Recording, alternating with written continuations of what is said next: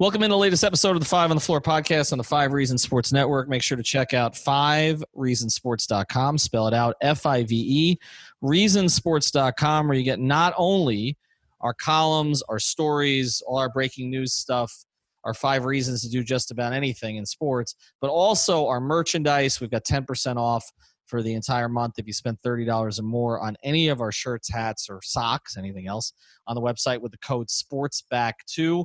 And also, we've got our YouTube channel, just crossed 3,000 subscribers. We've got a bunch of new shows that are going up there, including Floor's Yours, which is our show every Thursday night. You can still catch it on the YouTube channel. And we were with Nikias Duncan for about an hour last Thursday. Also, check out all the great sponsors of the 5 Reasons Sports Network. I've mentioned this sponsor quite a bit here. It's Christopher's Bakery. That's right, Christopher's Bakery. Surprise somebody with something sweet. Go to the website, which is christophersbakery.com. That's christophersbakery.com /5 reasons. Use the coupon code 5 reasons spelled out, which gives users 15% off each item in their order. Now, what is Christopher's Bakery? Well, it's named after the brother of Courtney Harris, who's appeared here on the podcast, who unfortunately died from a seizure at just 11 years old. But they partnered with Miami Nicholas Children's Hospital and set up a fund where they donate a portion of the sales to epilepsy and neuroscience research, since that's where Christopher spent much of his life. The signature product, I've had it. It's delicious. It's a vanilla wafer cake. It was created over 30 years ago, but they've got several other cake options available for shipping as well. They ship all over the country. And when COVID's over, they'll start hand delivering again locally here in South Florida. Again, the Twitter account is at Nilla Wafer Cakes. That's Nilla Wafer Cakes, or the website, christophersbakery.com. That's christophersbakery.com /5 reasons, code FIVE reasons for 15% off. And now, today's episode. Welcome to 5 on the Floor, a Miami Heat and NBA podcast from Ethan Skolnick with Alphonse Sidney, a.k.a. Alf954. Brought to you by the 5 Reasons Sports Network.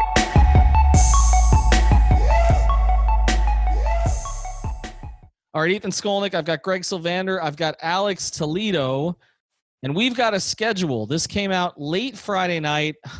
We put some stuff on the website about this. Our guy Brady Hawk broke down what he felt were the 5 most challenging games of the schedule, so check that out. We're not going to do that here today. I want to look at this from a broader perspective, guys, and let's just put it out there. Looks like the Heat got screwed on the surface. They were supposed to have one of the softest schedules to end the season. We were talking about that the whole year, but basically all the soft teams they were supposed to play were in the Eastern Conference. And so when you had, and I don't know how many they were supposed to play against each, but when you had, the Hawks, the Cavs, the Knicks, all of those teams not being invited to Orlando, but you got some teams in the West that the Heat had already played that are invited to Orlando to play for that last play-in. The Heat basically got stuck with 7 quality teams, and Phoenix is what they're playing. Not 7 quality teams because they play Indiana twice, but you get what I'm saying. They play 7 games against quality teams plus Phoenix. Before we get to whether this is good or bad and how it plays out, your reaction to it, Alex, when you saw it. Honestly, by the time I had seen it, I had already seen all the tweets of everybody reacting, and I had already seen the tweet that it was technically the toughest strength of schedule. So I already went into it with those lower expectations. Because of that, I was pleasantly surprised. I saw Indiana twice. I'm like, okay, I feel good about that matchup as opposed to other Eastern teams. I saw Toronto in there. I feel good about that matchup for the Heat just because of what we've seen from that matchup this season. On top of that, you've got Phoenix in there, which is obviously just not that, not a very good team at all. So I'm like, okay, it's not as bad as I thought. And they already play up to the volume, where that's what we saw this season, right? It's been 3 months since they played, so maybe things change. There's not going to be a home or away situation. So that's going to change the math on how good the Heat are. But, we've seen them be playing up to the competition and play good against very good teams. So I'm kind of like, I don't see it that bad because I think all these teams are going to be playing tough teams for the most part. All right, well, let's go through it. Besides the Pelicans.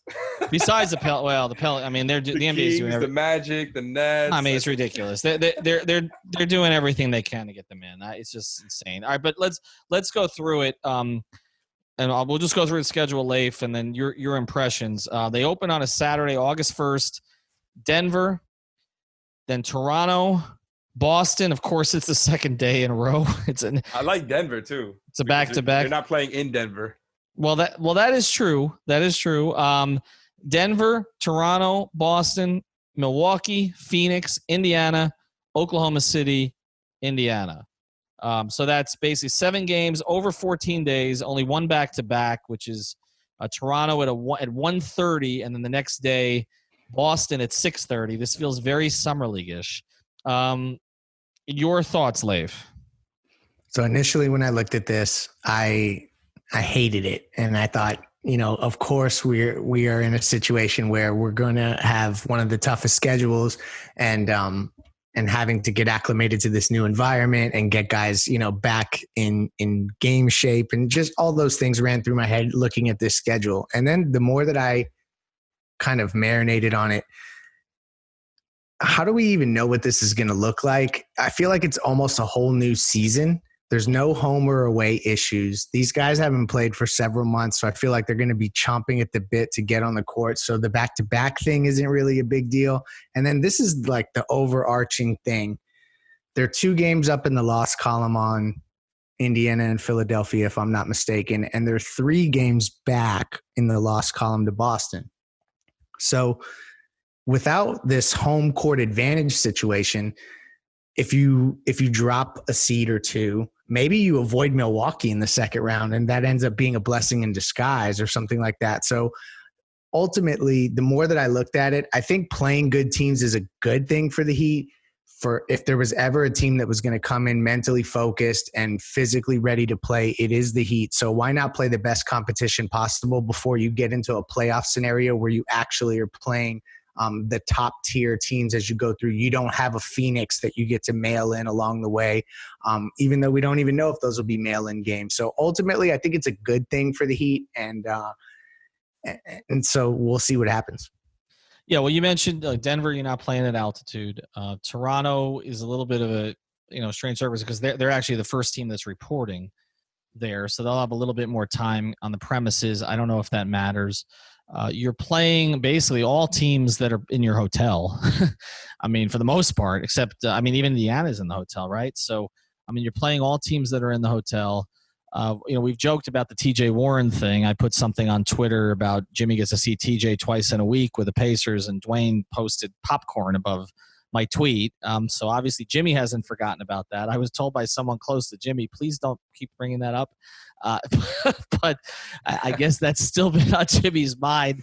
And then we saw Myers Leonard posted in response to that tweet, he posted something from with SpongeBob. Obviously the Jimmy TJ Warren thing will be interesting. The thing that jumped out to me about this is you're going to see Indiana twice, in like a 4-day span at the end of this thing? And then you may see them in the first round. You've got them, the 10th and the 14th. And then you may see them in the first round. Now, the other thing I looked at is, and then I want to get to your point about playing good competition. I was trying to see which of these teams have something at stake that they're playing. And the question is, what is at stake, right? Like, I don't even know what's at stake because you're playing for seeding when there's no home court once you get the seeding. So, exactly. Right. So, okay. So, I want to talk about from the Heat's perspective and if it even matters if you finish 3rd or 6th or 4th or 5th. But you look at Denver. Where is Denver right now? 3rd in the West? I think they're 2 in the West. Hold on. I can have that. Okay. So I think they're – I'm just trying to figure out what is the motivation for some of these teams other than playing well. Right. Denver is 3 in the West, so they're 3rd. So it's Lakers, Clippers, Denver, Utah are the top 4 seeds. Okay, and we know Utah is the team that's coming into this. I think the worst of all the top teams because they don't have Bogdanovich, and they've still got the Gobert Mitchell stuff to work out. So how important is it to Denver to stay top 4? I'm not sure. Toronto comes in 2 in the East. Boston comes in 3 in the East. I think there is an advantage to being the 2 seed in the East because the top 6 teams are clearly better than the 7th and 8th teams. So you probably do want to finish second to even though, we're not talking about home court, but at least you get to play Orlando or the Nets or Washington in the first round. So there probably is some motivation there with Toronto and Boston. Milwaukee, is there any that's the Heat's next opponent. Is there any motivation for Milwaukee in the last 8 regular season games? They would seem to have the least motivation, right? 100%. They're just trying to get in shape and try to not pull hamstrings. Right. So that game is not what you thought it would be. It's a 4:00 game, so it's kind of at a weird time. Phoenix, you mentioned. By then, I think the Suns are out of it. They're out of it now, but that's the 6th game, for Phoenix also. And by then, I think they'll have no chance to get in that play-in situation against either Memphis or any of those other teams. So that's probably a walkover. And then we mentioned India. It's a 5th game. I'm sorry. Then Indiana. Okay. Oklahoma City, which may have something to play for, but they're going to make the playoffs. It's hard to really say if it matters if they move up. And then Indiana again. So a lot of the teams they're playing don't seem to have a lot of motivation. But I'll get back to this, Leif, and then Alex, you go. What is the motivation for the Heat other than playing well in these last 8 games? Avoid injuries. I think that's the biggest one. And I think every team is going to approach it somewhat that way. You want to avoid those soft tissue issues, obviously, like those kind of injuries that can come when you haven't been playing and active for an extended period. You want to keep everybody healthy from a COVID perspective. So other than that, though, I really think it's about establishing your 8 guys that you're going to trust. And I think that Spo was getting to that as we were winding down the season, but you have to kind of almost reestablish all of those things and the pecking order. It's almost like a brand new season to me. So that would probably be the biggest thing. And then it's just getting everybody firing on all cylinders right before you get back in the season. Because so much of the Heat's success is predicated on spacing and shooting, you want to get those guys in rhythm in these last 8 games. So that may be arguably the biggest thing is get Duncan, get Tyler, get these guys all in rhythm, ready to go as the playoffs start. So, Alex, they're the 4 right now. We spent the whole season obsessing about whether they would get the 4 seed and get home court against Philly or Indiana, in particular against Philly, because both were so bad on the road this year and so good at home. Does it matter? I can look at it and say the Heat might be better off finishing 6th than 4th because they'll get out of Milwaukee's bracket. That's true. You got to kind of look at it both ways, right? Like you got to analyze. It basically comes down to what matchups would you prefer? Because if you get the 4th seed, like you said, you're going to get Milwaukee. It's going to be a long shot for the Heat to get into the 3, but I think it's still possible, right? With that, that puts you getting Toronto in the 2nd round, which is probably a lot more favorable than getting Milwaukee in the 2nd round for the Heat. So I guess that matters, but like you said, there's no home court advantage, which the Heat were, huge on this season. They're just way better at home than on the road this season. And like Leif said, I would be worried about the young guys, just trying to get them back in rhythm. Honestly, even more than that is the team defense. I would be drilling that, just at the end of the day, they have just so many players that are just always not going to be great defenders no matter what scheme you do. But I would just be drilling the hell out of that because that's going to be their weakness going into the playoffs. And I think using, these games to kind of sharpen your defense as much as you can over that period of time in these weird set of circumstances, I think that's going to be really important for them. All right, I want to get to the expectations in a second. First, I want to tell you about another great sponsor, 5 Reasons Sports Network, and that's You Break It, wheelfix.com. It's a wheel repair and remanufacturing company. If you're looking for powder coating, for custom color changes on wheels, this is the place to go. It's in North Miami on 146th Street. Say hello to our guy, Mark. Use the code 5ReasonsWheels. That's 5 Reasons Wheels. You get 10% off on a 4-wheel repair or refinishing with that code 5 Reasons Wheels. If you're tired of your wheels, give your car a new and refreshed look by powder coating them a new color. If your wheels are faded and scratched, renew them with their in-house wheel refinishing, and they can repair damaged wheels that are curbed, bent, or cracked. They've got a really cool Miami Vice, Heat Vice theme there, but they also just unveiled a new Dolphin theme, which is really cool as well. So check that out. Again, it's YouBreak, wheelfix.com, North Miami, 146th Street. The phone number is 305-748-0112. That's 305-748-0112. You Break Wheel Fix. That's WHEEL Fix.com. Let's get to the expectations. When I first looked at the schedule before I just started to break it down, I was thinking, 3-5. And maybe that's colored a little bit by the way they finished it. But I've also made the opposite case of how many things are breaking the Heat's way as they go down to Orlando, which is, and I've mentioned this on other podcasts, you're going to need during this environment, during these strange circumstances, an elite coach. They have one. You're going to need a stable organization that stayed in touch with its players during the break. They have that. You're going to need young players whose legs are going to come back quicker. They have a bunch of those. They got 6 guys age 26 or under who are in their rotation. You're going to need leadership. I think with Butler, Haslam, Dragic, they have that. You're going to need players who've played in kind of strange circumstances before. You just got a bunch of them who just came out of Summer League. You've got Dragic, who played in the European tournament and won a championship with Slovenia, of all countries. So they have all of that. They also have the shortest trip to Orlando. Not that that should matter much, but at least they're within 3 hours of home, even if they're in a bubble. And they don't have to play on the road anymore this year, so to speak, which was their big bugaboo. There's a lot of things in their favor, and yet when I first saw the schedule, for some reason, I said 3-5.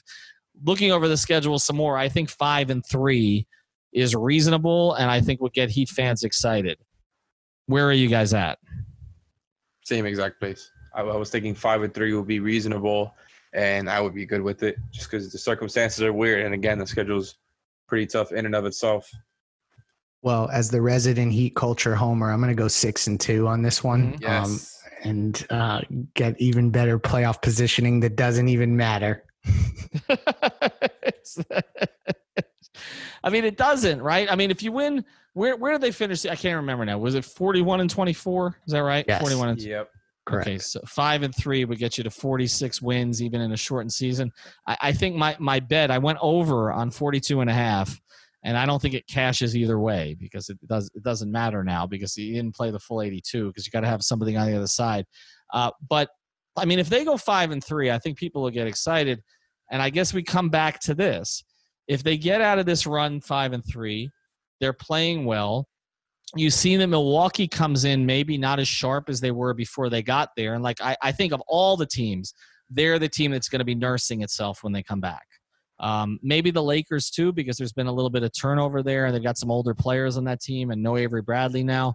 But I feel, and now they may have J.R. Smith and Deion Waiters, but I feel like Milwaukee's going to be nursing itself, and I feel like they can be had there.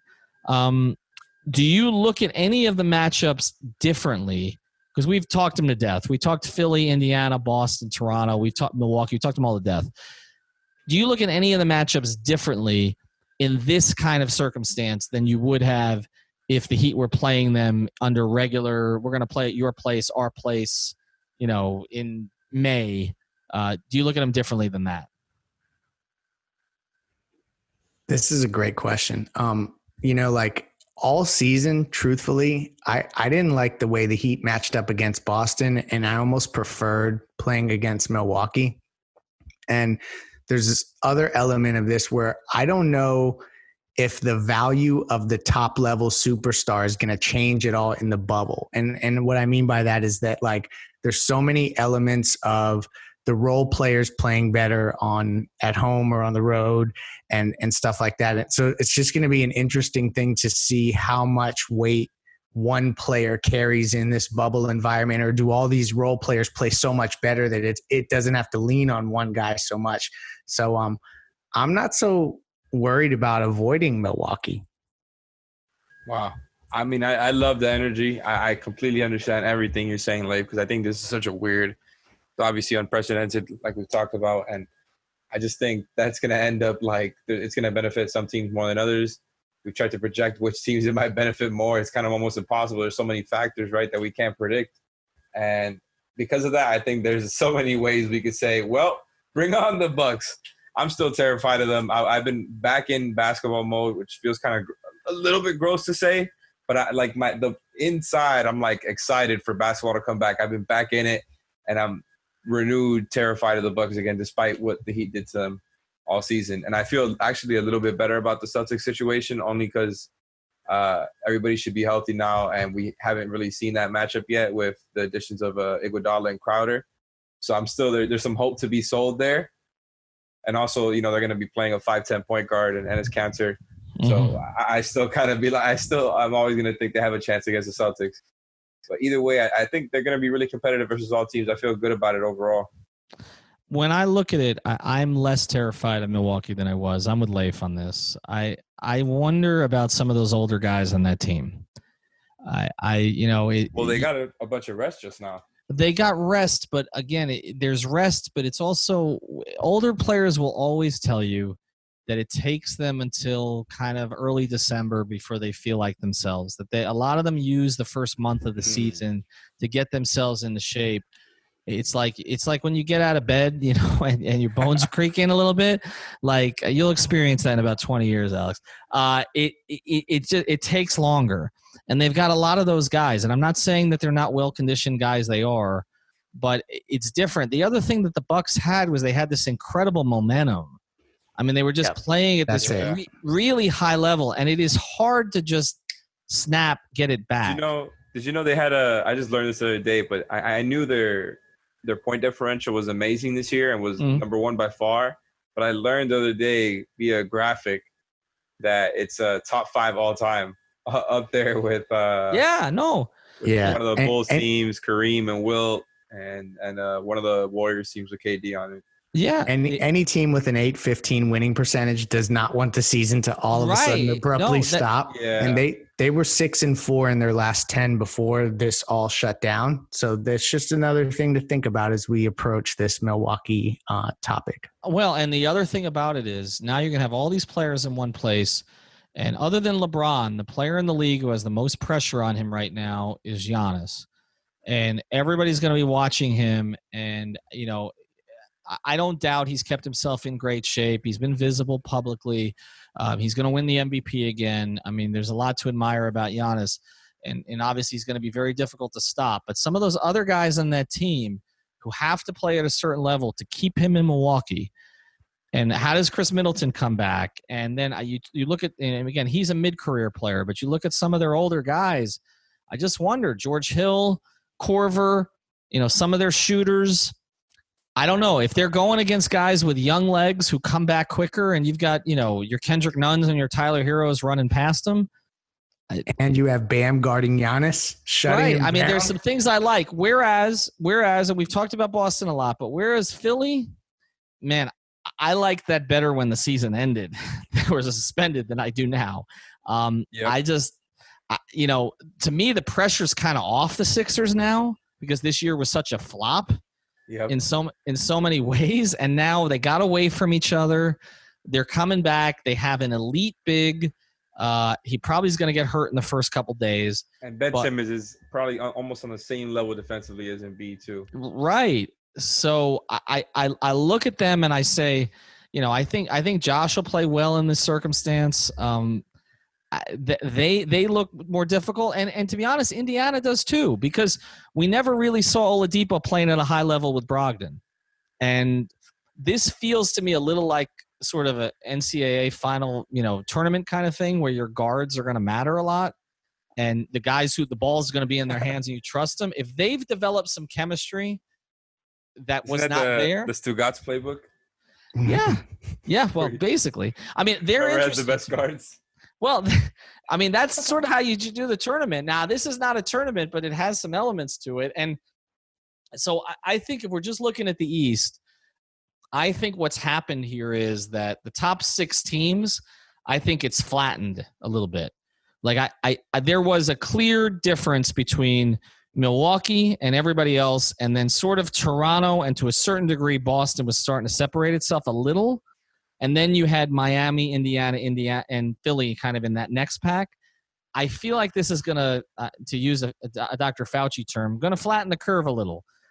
I feel like it brings Milwaukee back to the pack, and I feel like Philly, Indiana elevate a little bit, and this is going to be a bloodbath. Like I think those 6 teams are going to be so close to each other because I think all these variables are going to take out whatever the differences were between them.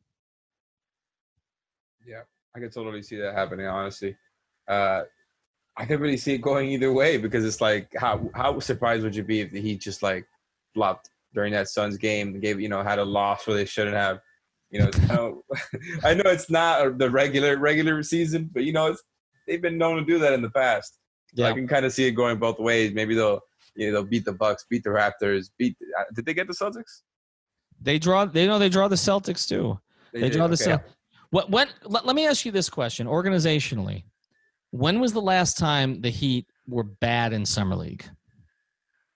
I mean, I would have to really go through that. I can't. Leif, think. But you're right, though. They're always pretty competitive in Summer League. Always, even when they don't have the best players, right? Leif, when have they been bad in Summer League? They rotate the coach out, it seems like, every year, right? Yeah, no, I mean, I'm even going back to like Earl Barron averaging 30 a game in Orlando. Like they usually have a pretty good team, and that has a lot to do with the structure. It has a lot to do with running sets that they're going to run when they have the actual team out there and all that kind of stuff. And just the atmosphere requires a different level of focus and a different level of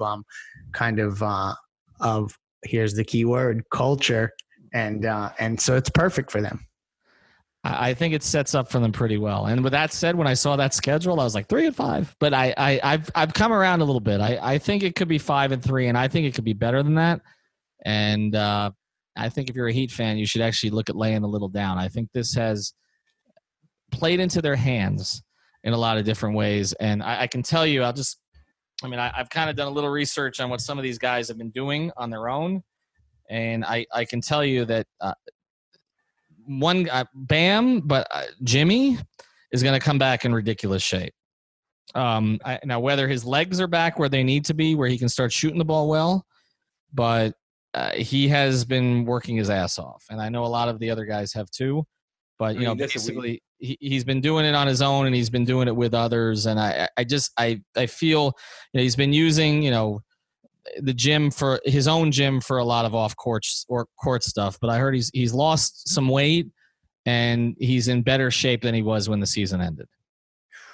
I mean, if Jimmy comes back from this with an improved jumper somehow, whatever the explanation, that is just huge for the that's huge. That's a huge game changer. If all of a sudden he can start making teams pay for ducking under the pick and roll, that just their offense is already great, but that just brings in a whole other element of the game where you can't just duck under every pick and roll. So I think that would be pretty crazy. And also, I mean, what if Bam has figured out over the last 3 months, I can take that shot. It's okay. If he takes another leap, let's do it. Oh my God. So we'll see. All right. Now that we've got everybody excited, 8-0, going to the finals, all that good stuff. Check out 5reasonsports.com, FIVE, reasonsports.com. And again, all of our sponsors, Christopher'sBakery.com, YouBreakWheelFix.com, BankruptcyIsGoodForYou.com, MacaInc.net, and all of the other great sponsors of the 5 Reasons Sports Network. Thank you for listening to the 5 on the Floor on the 5 Reasons